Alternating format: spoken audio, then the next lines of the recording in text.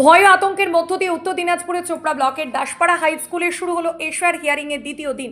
এদিন সকাল থেকে হিয়ারিং সেন্টারে সাধারণ মানুষের ভিড় লক্ষ্য করা গেল।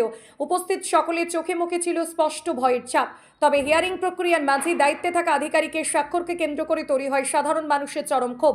হিয়ারিংয়ে আসা সাধারণ মানুষের অভিযোগ, দায়িত্বে থাকা আধিকারিক সঠিকভাবে স্বাক্ষর করছে না।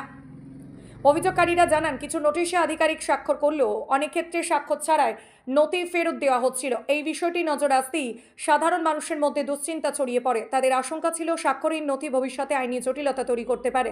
পরে অবশ্য স্বাভাবিকভাবেই শুরু হয় হিয়ারিং। এদিকে হিয়ারিং সেন্টারে সাধারণ মানুষের সাথে কথা বলেন চোপড়া ব্লক কংগ্রেস সভাপতি মোহাম্মদ মশির উদ্দিন। তিনি সাধারণ মানুষকে বলেন, ভোট দেওয়া যেমন আমাদের অধিকার, তেমনি ভোট রক্ষা করাও আমাদের অধিকার। সুস্থভাবে হিয়ারিংয়ে অংশগ্রহণ করার বার্তা দেন তিনি। আমি যেটা ফার্স্টে আমি দাসপাড়া হাই স্কুলে আসছি, আমি সব জায়গায় যাব। যেটা আমি দেখলাম কিছুক্ষণ আগে আমাদের এখানে যারা স্টাফ আছে তারা সই করছিল না, যারা ইলেকশনের আধিকারিক তারা সই করছিল না কিছু কিছু জায়গায়। সেই খবরটা শুনে তাড়াতাড়ি আমি ছুটে আসলাম। যেটা দেখলাম এখন ঠিকঠাক চলছে, সুস্থ মস্তিষ্কে চলছে। তার মধ্যে আরেকটা খবর, আমাদের 132 যে পার্ট আছে ঘিন্নিগা অঞ্চলের, সেইখানে এখনও নোটিশগুলো পাওয়া হয়নি। বিএলও নোটিশগুলো পায়নি। বিএলও কীভাবে দিবে? কারণ বিএলওর কাছে মানুষ বারবার যাচ্ছে, হয়রান হয়ে যাচ্ছে। আমি আপামর জনসাধারণকে বলবো, এই ভোটাধিকার প্রয়োগ করা যেমন আপনাদের নৈতিক অধিকার আছে, ভোটাধিকার বাঁচানোরও একটু নৈতিক অধিকার আছে।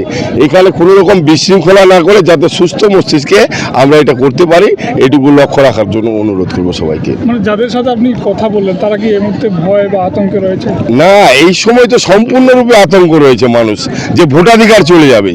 কারণ যে আমাদের নির্বাচন কমিশন এমন পর্যায়ে ফেলে দিয়েছে, সকাল সন্ধ্যা একটা করে এভিডেন্স জারি করছে, যে এভিডেন্সগুলো মানুষ খুঁজে পাচ্ছে না।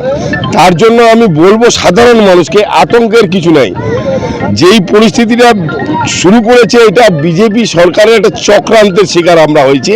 সেই শিকারে আমরা পারে উঠতে হবে, আমাদের সেই কাজটা আমাদের করতে হবে। সাধারণ মানুষকে কতটা আশ্বস্ত করছেন এই এসআইয়ের আতঙ্কে? আমি সাধারণ মানুষকে সম্পূর্ণভাবে আশ্বস্ত করছি যে মানুষ যাতে আতঙ্কের মধ্যে পড়বে না।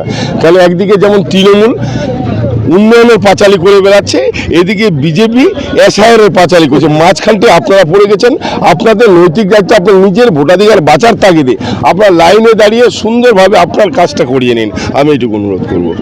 গেছিলাম এই ফর্মকে আমি সই করে নাই, আমি তো জানি না, লেখাপড়া নাই। আমি কাগজ সই করেছে, মানে কাউকে সই করেছে, কাউকে করে নাই, কাউকে সই করে। আপনারটাতে করেনি? আমারটাতে করেনি। আপনার কি নাম? আমার রমজান আলী। রমজান আলী। আপনি কি হিয়ারিং করলেন? হ্যাঁ, হিয়ারিং করলাম। কোথায় হিয়ারিং সেন্টারটা? দাসপাড়া। কি নাম আপনার? শমশের আলম। আপনার যে রিসিপ্টটা দিয়েছে সেটাতে সই করেছে কি? সই করেছে। সই করেছে। হ্যাঁ, করেছে।